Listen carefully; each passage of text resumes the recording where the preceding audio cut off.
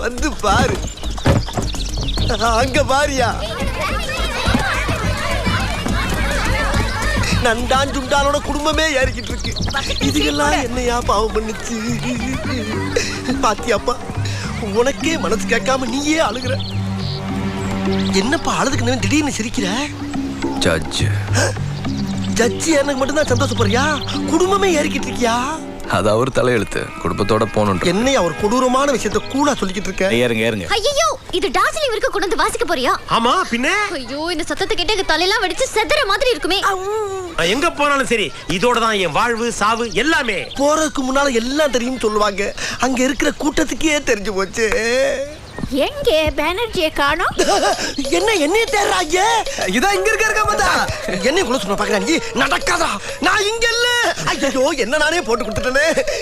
இதோ நான் கூட்டம் வந்துடுறேன். நான் வரமாட்டேன்.